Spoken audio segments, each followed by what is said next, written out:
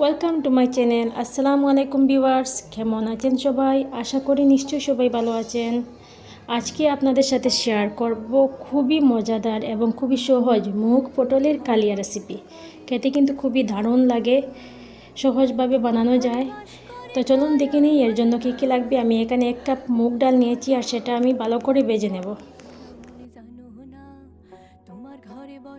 গ্যাসের আঁচ মিডিয়াম রেখেই ভাজবো। যখন দেখব বাদামি হয়ে গিয়েছে ডালটা, তখন সেটা 1 কাপ জল দিয়ে ভিজিয়ে রাখবো 10-15 মিনিটের মতন। আর অন্যদিকে আমি কয়েকটা পটল নিয়েছি।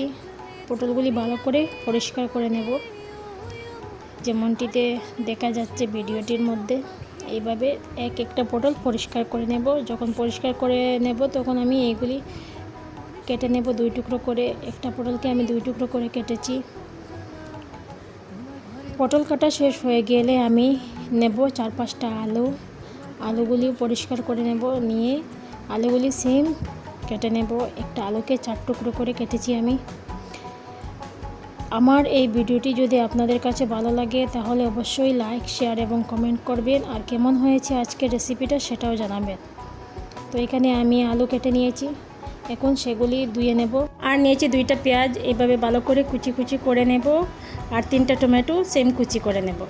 আর একটা কড়াইয়ে তেল গরম করে নিলাম, আর তেলের মধ্যে দিয়ে দিলাম পটল, হলুদ আর লবণ মাখিয়ে। পটল দিয়ে অনেকভাবে অনেক রকমের রান্না করা যায়।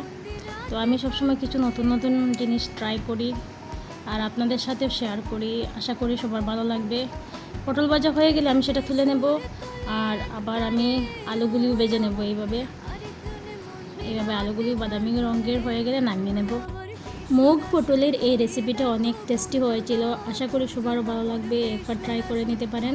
আর সেম করেই আমি দিয়ে দিলাম তেল দেওয়ার পর দিয়ে দেব জিরে ফোড়ন, 4টা শুকনো লঙ্কা আর পেঁয়াজ কুচি দিয়ে ভালো করে ভেজে নেব গোল্ডেন কালার হওয়া পর্যন্ত। এরপরে আমি এর মধ্যে অ্যাড করব 1 চা চামচের মতো আদা বাটা আর রসুন বাটা। আদা আর রসুন দিয়ে আরও কিছুক্ষণ নেড়ে চেড়ে নেব, যতক্ষণ পর্যন্ত না একটা সুন্দর স্মেল বেরিয়ে আসে, ততক্ষণ পর্যন্ত এইভাবে মশলাগুলি ফ্রাই করে নিতে হবে।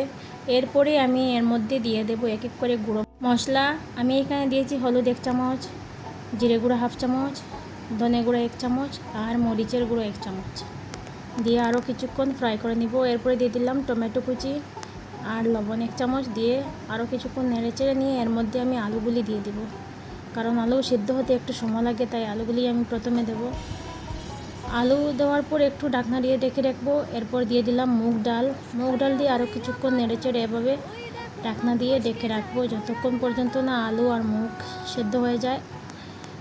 চাইলে একটু জল দিতে পারেন, এখনও সেদ্ধ হয়নি তো আমি একটু জল দিলাম, দিয়ে আরও নেড়ে ছেড়ে নিয়ে সেটা ঢাকনা দিয়ে ঢেকে রাখবো কিছুক্ষণের জন্য, যাতে আলু এবং মুগ ডাল সেদ্ধ হয়ে যায়। দেখলাম হয়ে গিয়েছে একটু সেদ্ধ আলু। তো এর মধ্যে আমি এখন মিক্স করব কসুরি মেথি 1 চামচ দিয়ে আমি পটলগুলি দিয়ে দেব। পটল দিয়ে ভালো করে নেড়ে চেড়ে নেব। আর কিছুটা জল দিয়ে দেব, 1/2 কাপের মতো আমি জল দিয়েছি। জল দেওয়ার পর পটল সেদ্ধ হওয়ার জন্য ডেকে রাখবো, কারণ পটল সেদ্ধ হতে সময় বেশি লাগে না। এখন হয়ে গিয়েছে আমার মুগ পটলের কালিয়া। তো আমি নামানোর আগে এর মধ্যে দিয়ে দেব গরম মশলা গুঁড়ো আর কয়টা কাঁচামরিচ ছিঁড়ে, আর উপর থেকে কাঁচা সর্ষের তেল দিয়ে নামিয়ে রাখবো। আজকের জন্য এইখানে শেষ, আবার দেখা হবে আরেকটা ভিডিওতে। সবাই ভালো থাকুন, সুস্থ থাকুন, আর লাইক, শেয়ার, কমেন্ট করতে যেন না ভুলেন।